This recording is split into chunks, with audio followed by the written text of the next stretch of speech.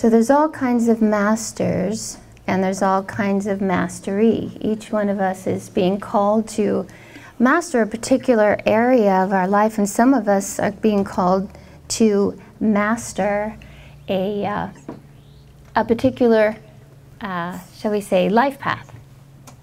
What I'm leading to. When Tom used the affirmation, fly over the lead, one of our own members of our community just flew high enough to get the gold medal in the X Games in South America. You know, Bucky Lasek? Yeah. Anjali posted it that he won the gold medal in skateboarding. Now, yeah, well, I'm sure it's not his first, right? Because he's been on top for a long time, but it's been 10 years. It's been 10 years. Woo! So yeah, okay, so look at that, right? Look at that, 10 years. So in our own lives, right, what do we do really, really well? You know, many of us do not have the opportunity to compete against others and then so to be able to stand in the center and get a gold medal and say, you did this really well this year, you've accomplished this really well. That's not what happens. Most of us are working in the quiet, but keeping our work ethic, keeping our focus, keeping our passion alive for what it is that we are here to do. We have two things that are begging for us to pay attention to, that if we only looked at these two things in our whole life, we succeed. One is our spiritual potential. We all come with a particular level of consciousness that we can achieve in this lifetime. And the other is our life purpose. What is it? What area of humanity are we here to uplift and to master? And we don't achieve the one, which is our destiny, without the other, without our spiritual potential. Because we need the energy from the spiritual potential to fulfill our destiny. They go hand in hand. And if you look at any of the masters, the lives of the masters, they've had an awakening, usually a testing first that they stuck with, which led to their awakening, to their empowerment, that led to their mission. So a lot of us are in that phase right now of the testing. Are we going to keep going? Are we you know, where's our courage and where's our stamina? And stamina is another thing that we need to it would be really good to focus on, because I know many of our people in our community have had ongoing challenges, and it's really hard when it's day after day after day after month after year to get up and find the love, find the energy, and say, this I do for you. But you know what? To me, that's the only way to get through it. Whatever we're going through, get up in the morning, take some quiet time, and say, this I do for you. And possibly, if there is someone in your life that inspires you, that's a master of anything, because, like I said, whether you're a master artist or a master musician or a master of spirit, it takes the same. If you're in integrity, you walk the same path. And do you know, we always like to say or think around here that we are masters in the making. We are. Let's not forget that. We are masters in the making. And you know, lifetime after lifetime, we come here and we learn a lot of different things. But we begin in our process, when we get to that point where we're learning to really expand our consciousness into the oneness, we start to favor certain things, and we become masters of it. And so that when we get to the other side, and we're helping others on this side, we help them with our specialty. So in other words, right now, if you're a mathematician, there is a master on the inner side, or a spiritual teacher that is a mathematician that you can call on. There's a writer. As a matter of fact, they've probably already been assigned to you. So that's the other side of this. We have masters and spiritual teachers working with us on every leg of our journey. And we forget. And so I know we sometimes mention this a lot, but it's worth mentioning because we forget that at our higher self point, 24 inches above the head, is a center that is us, a power center that looks like a radiant sun. And that's where we communicate with the masters, and that's where they send their guidance. And so, and you can, like I said, most often they're assigned to us because they're watching in so much love. And they say, oh, you know, even tax time, we just got through tax time, right? You can ask for a master of money, of finances. Now, I don't think any of our financial people on this earth plane will become masters very soon. You know, not too many are angelic, but you never know. There's got to be initiates working in the financial industry, the banking industry. Or else, let's create them. Who wants to do it? How about you, Steve? Oh, do you want to do it too? All right. Yes, there you sir. go. I vote you. We will. All right. Thank you. All right. Nice. Thank All right. you. Well, you know, Lahari Mahashai was a bookkeeper. He was Yogananda's guru's guru. He's a bookkeeper. St. Matthew was a tax collector. Right? Right? St. Matthew was a tax collector And first. it's not right? the bookkeeper that takes bets for games. Oh, that's a bookie or something. So don't forget to call on your teachers. And then take a breath, lift your consciousness there, and listen. And you know, we were talking yesterday in our spiritual arts class, you know, one of the ways that everybody's saying, well, we get an intuition, but how do I know? How do I know it's really an intuition? You want to know? Act on it. See what happens. That's how we hone it. That's how we hone it. Now, your intuitions are going to be positive. They're not going to sound anything like, oh, that's so-and-so. You should really get back at them for what they did for you. Like, that's, you know, that's your lower self speaking. So 3D, right? Yeah, that's very 3D. We want to go into 5D.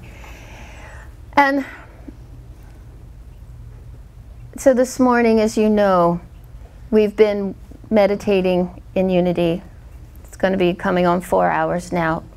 And so I just want to flip the channel a little bit because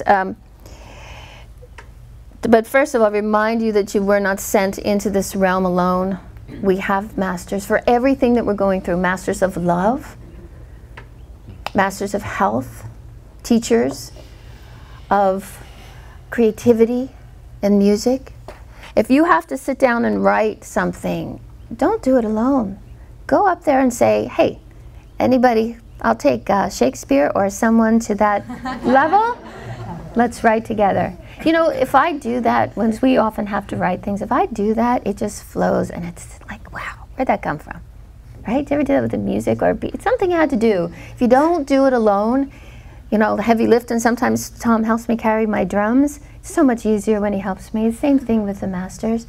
The lifting is easier and you can go further because you have the stamina. So anything you want, teachers of healing, just teachers of moving. We're using those right now ourselves. And read from the masters. Read from the masters.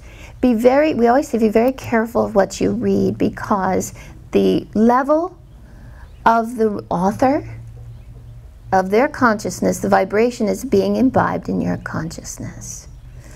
And someone like, and you've heard me say this before, someone like Stephen King, he gets his work from what is known as the netherworlds, a lower vibrational realm. So when you're watching, and those of you who like horror movies and such, I just gotta say, I don't care how you take it, that vibration is not of a high plane and you are taking that in and it is feeding whatever you have in there that is of your lower nature. You know, I just gotta say, now you know, and you can do what you want to do. Now, the other is also true. The also is other true. When you read from the masters, you are imbibing from their level of consciousness, and I can promise you, having studied the inner planes a little bit, there are levels of inner planes that we have no idea how powerful and what a subtle high vibration they are.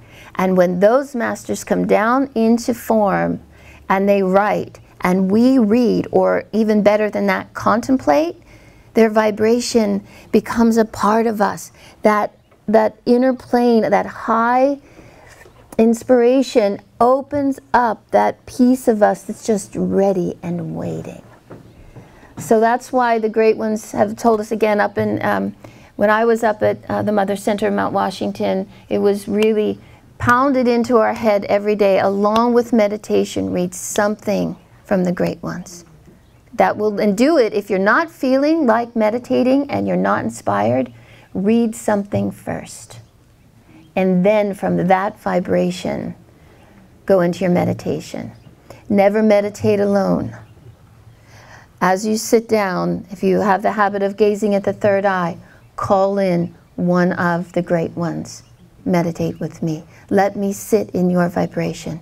Like Tom was mentioning early, they take our karma, but they also take the dross. All we have to do is ask. The density, the fatigue, whatever it is we're dealing with at that time, just ask for support. And they will do it, and then just breathe into that freedom that they create within us and around us. Never meditate alone. So the last thing I'd like to say is that the masters, that's what I was saying earlier, I remember when I was younger, I said, I really don't know if I'm ready to live side by side in the ashram or in the school of a real master, because they will tell you what for, whenever. And many of them don't sugarcoat it, because they think of themselves as divine surgeons. Our theme sort of this month has been wake up, right? With a little expletive in the middle, those of you who've been around. That was our Easter message. Well, we've kind of been, yeah. So we've been kind of working on that all month. So and because there have been a few things recently that trigger in the collective consciousness, has triggered fear and hatred and resentment and renewed racial prejudice, and we could go on and on and on. And those little things are not going to stop for a while, because they're going to teach us to rise above. But for each and every one of us in here, we've been saying this too all month. Watch your reaction and have faith that it is part of the divine plan. But there's another piece of this. The other is, if you watch the news too much or you talk about it too much, we get sympathetic. Oh no, oh my God, what's going to happen? We'll never pull ourselves out of this. We're in a downward spiral. Darkness is winning over the light, you know. When we get there, clairvoyantly, what is seen is darkness, lower vibrational energy going from your third chakra to everyone's third chakra that's vibrating in that, oh my God, the ship is sinking. And oh, it's just awful. There's no reason for this, blah, blah, blah. We've got to swim upstream, because when we do, if you hold the vision that there's a divine plan, we talked about last week, I think, you know, it was like our house being remodeled. It looks like, it just looks horrible. And Tom actually came home yesterday and go, oh, it's just, how are we going to pull this together? You know, when we get there, we just need to change, right? Remember, just shift it, catch ourselves in it. Whatever's not love, we catch ourselves in it, we switch it to love and say there's a divine plan. And then see everyone involved, and everyone, not only in this country, but everywhere, part of a divine plan and process. And guess what happens? Bright light, and Barbara Martin sees it as pink, dazzling, sparkling light, moves from our higher self to the higher self of the people involved. So that's whether we are sitting one-on-one and someone is saying, you know, even, you know, I can't take it anymore, I'm ready to commit suicide. I don't care how desperate they are. If we stay and look at them and say, but I believe in you, Take that next step forward. Let me take your arm. We'll do it together. I know you can get through this. You are feeding their higher self, which is their connection to the masters, which is feeding their lower self. Remember, if we get into sympathy and feel so sorry for them that we get depressed too, not only are we feeding their lower nature, but we're releasing energy from our will center. And then it's going to be higher to lift our consciousness. So these are things that we practice to become masters. And to close with Krishnamurti. And this is something too that will stretch our consciousness, because we all say, I'm a female, I'm American, I'm a yogi, right? He said, when you call yourself an Indian or a Muslim or a Christian or a European or anything else, you are being violent. Welcome to the world of the masters. Do you see why it is violent? Because you are separating yourself from the rest of mankind. When you separate yourself by belief, by nationality, by tradition, it breeds violence. So a person who is seeking to understand violence does not belong to any country or any religion or to any political party or to any political system. She or he is concerned with the total understanding of humankind. Now that doesn't mean we don't vote, right? Or we don't, work for what it means. We quote this often of Yogananda. He said, fight not even for truth if love is not in your heart. Do everything to change the world in betterment, for better, with love in our hearts. Walking fearlessly on the path of the great ones with love in our hearts. Woo.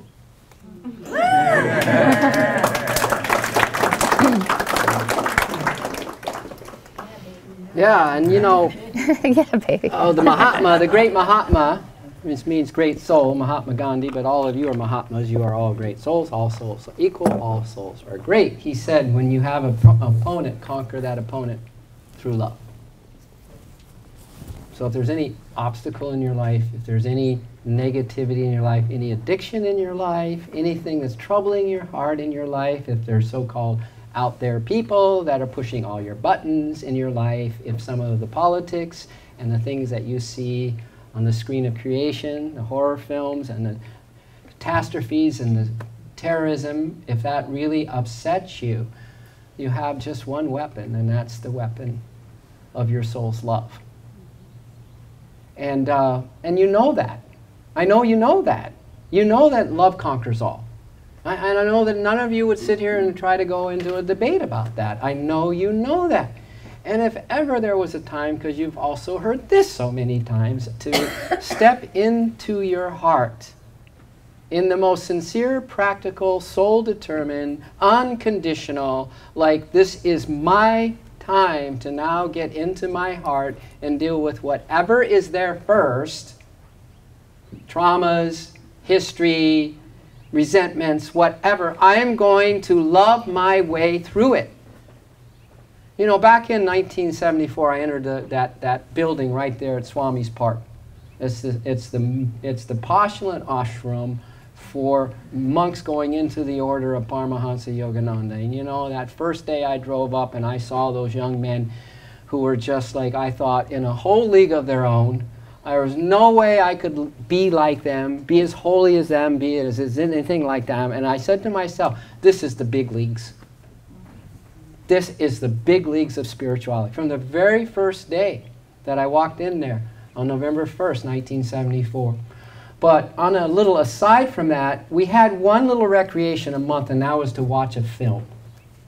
That was our big, that and the shopping trip was the things I looked forward to the most. Because I just needed some kind of break from having to look in and not see some pretty things in my heart. And I just said, geez, I'll take any kind of distraction.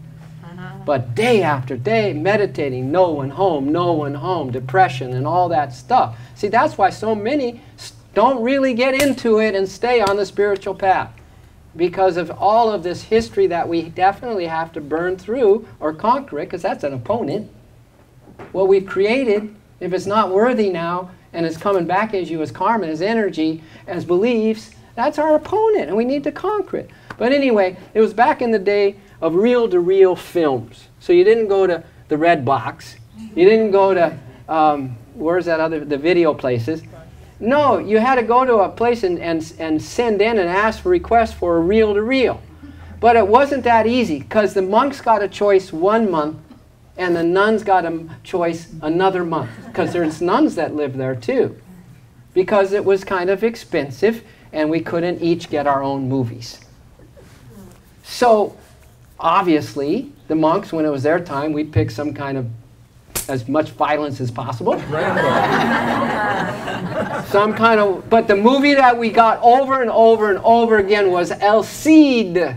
El Cid with Charlton Heston. If you haven't seen it, he was the liberator of the heathens from Spain, so to speak. And I'll tell you a scene in there, which is why I'm telling you the story. The nuns, which was our depression month, when it was time for them to choose, it was like My Friend Flicka. It was like Bambi. It was like, oh my God. And so we'd go to the house and, hey, we'll just go to our rooms and meditate. We would actually do that rather than, but he said, no, that's the routine. We're going to do it. So that was quite an interesting couple of years working out what we were going to see. But here's the scene from El Cid. Whenever he went into battle, he would have this war cry. And it was for God, King Alfonso, for Spain. And off he rode into battle. And he was victorious still. At the end, he did get killed. But because of his loyalty to the king, who was not a good man, his loyalty to the country, which was, not necessarily up and up either, and his loyalty to God just made him, as Tricia mentioned at the beginning of her talk, what he was here to do. What he was here to be. What was his mission on the earth? So it was just an incredibly inspiring story of that man, Rodrigo de Bivar, El Cid, the champion, right?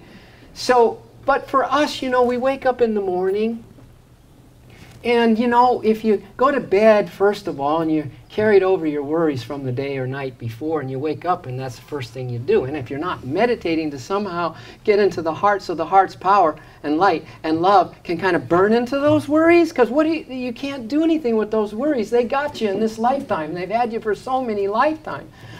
But there's two things that can't exist anymore in you and me on my watch while I'm in this body, and that is worry and fear. And the only power that's going to deal with your worries and fears, they're so incessant you don't even know how much you have of them.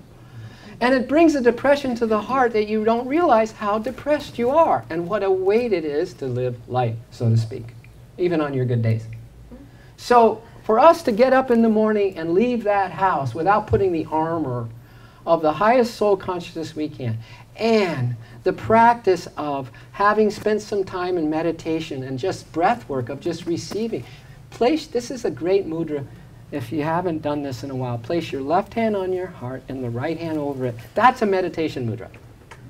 You can hold that for 5-10 minutes. I'd highly recommend it for a while, guys, because then when you go, what am I sitting here for when I can't concentrate? At least you can come back and place I call it CPR, core purpose resuscitated. Right? You can actually give yourself some CPR. Because if you're thinking that you don't need this, if you're thinking, I'm not going to feel this love thing, I don't need to feel this love thing, my life is fine, that is in critical condition on the planet.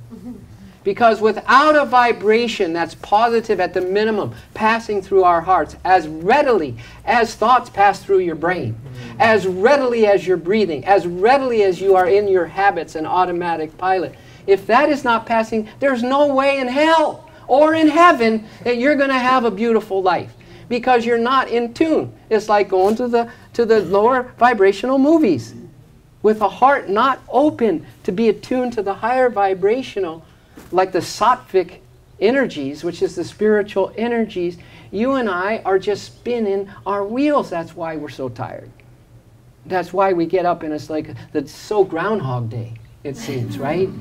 And those things that you think you kind of push and try to move them to the side and get over and through those hurdles and stuff, they just seem to build exponentially on you. Even when you've kind of solved some of those riddles and having a good life, semi-retired or whatever. So I guess my point is this morning is how incredibly important it is at whatever cost, whatever it takes to begin a new journey into the heart. And I mean that we got to start pumping in through faithful attention in the heart, belief that there's a universal, we call it eternal now, loving presence that's loving me and you and everything unconditionally all the time. And it's within me and it's around me and it's the reality. And that we can breathe it and we can feel it. And you start there with all the sincerity and the humility of your life. Because if your life isn't really where you want it to be, you know, if it really is kind of stuck now, and that creation that you made of that maybe not so good energy is just all over you and you can't seem to get out of it, humility and sincerity goes such a long ways that you would say to God, look, out of my day of 18 hours or so ever, I'm up, can I spend 5 minutes with you in the morning? I'm going to spend 5 minutes with you in the afternoon or evening, 5 minutes with you before I go to bed. And whenever I can remember to get into my heart, because Tricia mentioned a definition by Derek O'Neill of enlightenment, and it is simply the ability when you notice that you're not in your heart. And you're in a worry, you're in a fear, you're in restlessness, you're just thinking that the enlightenment is going, left hand on my heart, right hand over. And just say the word God, you know. So my mantra when I leave, because of my years in the ashram, was God, Christ, Guru. And Yogananda said there's no more powerful mantra than that. God representing the God of creation. I add spirit, which is beyond creation, which doesn't exist. There's nothing that exists, it's just pure spirit. And then the God of creation, Lord of all that is. So I go spirit, God, Christ, which is the Christ joy, light, consciousness in every atom in creation, and Guru, we chanted to the Guru, which is that my best friend, because it is that divine teacher's in the trenches with me, who knows my habits, who knows that I stumble, who knows that I try, sometimes even really go against my divine nature and do something that ridiculously I can't believe I'm still doing or considering doing. That friend is unconditionally there for me. And that's the one that we chanted to this morning. Unbelievable what the masters have been assigned to do from the Great Spirit, to take care of you and me, in the trenches of you and me, in the trenches of our darkest parts of our minds. They are there, and they never ever criticize us. They never ever minimize us. They never ever make us wrong. They never say, why did you do that again? And they didn't never say, why did you go there and do that thing? They never. They just hold the flawless mirror of your brilliant soul and the unspeakable love potential of your heart, and they go, here. And that's what's really scary. So let me conclude with this, because this just happened the other day. Because, you know, we don't see that they did take a gram of sorrow away from our heart this morning. But you should acknowledge them anyway. Say, thank you in advance for doing that. I don't care if you think that's going to happen. It did happen or didn't. You thank them because they did. And each of you are so further along on the spiritual path, you have no idea how far along you are. Each of you are on the spiritual path, or we wouldn't be in this orb, but we would not be resonating in this field of a very high vibration. Trish was saying we need to feed our higher self. I have another little slogan to name the Soul of Yoga, a place that feeds your higher self. Come for a feeding to the Soul of Yoga. How's that? Just this constant highest vibration. And you guys, if you weren't near knocking into aspects of your true nature and being and exploding your heart open and flying free over the lee, back into thee, you wouldn't be here this morning. You wouldn't enjoy this at all. And if there's some kind of like resonance in all of you, you got to really tap yourself on the back, because you're the last one honoring yourself. Everyone else is, if you hang around in the high vibrational places. So anyway, so I'm working on a project which I'll reveal to you not today, but in the very near future. And I had to write an about in the name of the project that I'm working on. About page. And I'm sitting there because it's about living in the heart. And this is what I came up with, that just like I don't usually go there. I just don't go there. You probably wouldn't if the shoes were, you were wearing the shoes that I'm wearing right now.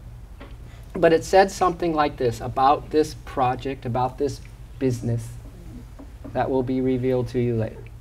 How's that? Anyway, so it started by saying every now and then there is a sincere human heart that is unceasingly longing for true love.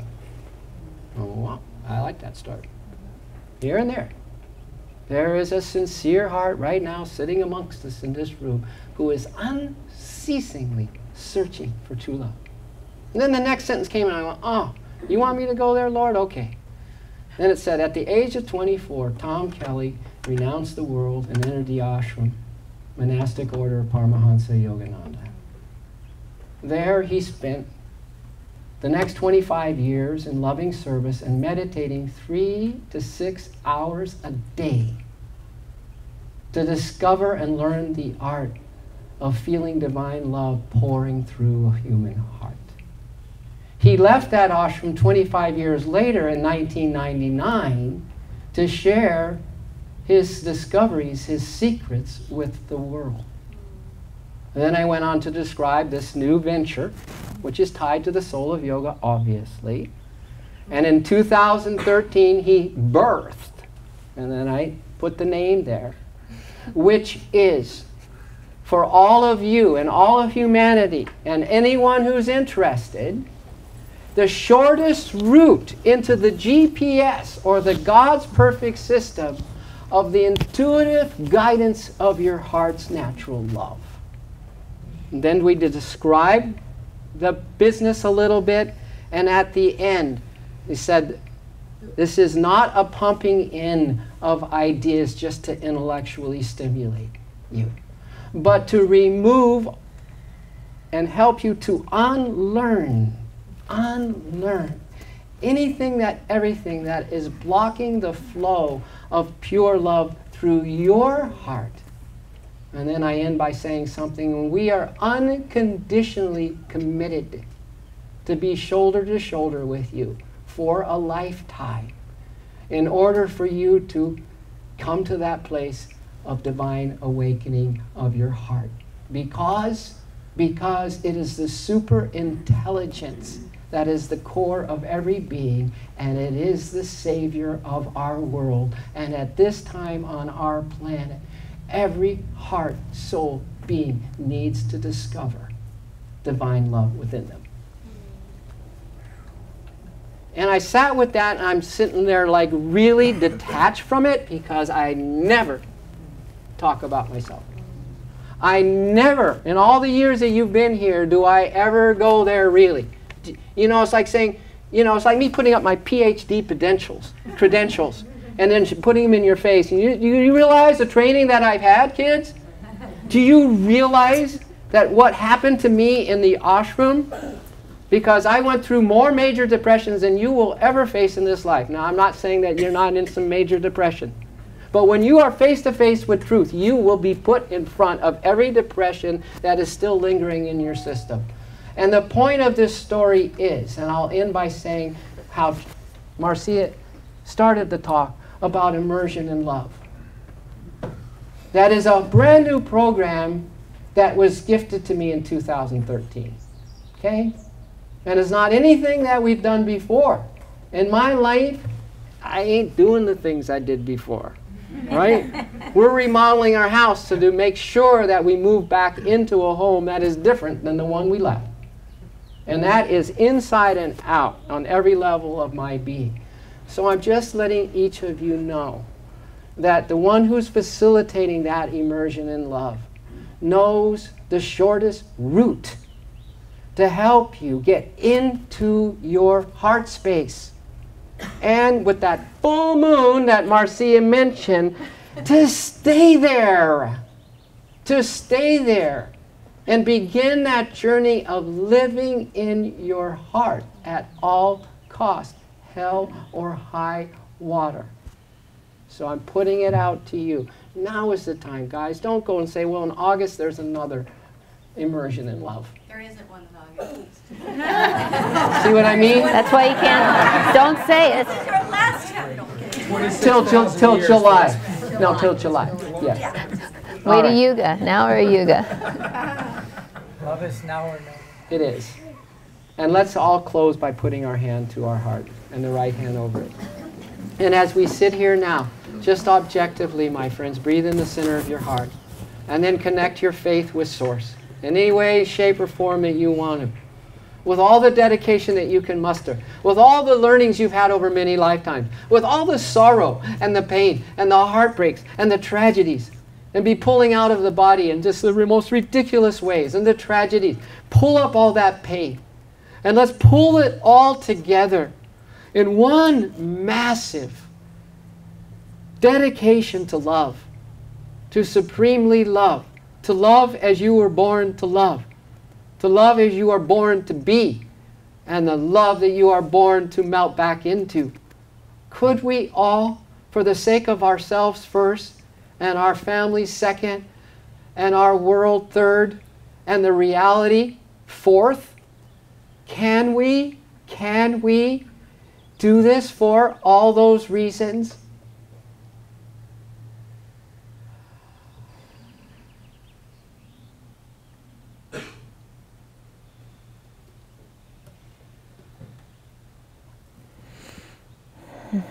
And so it is. So it is.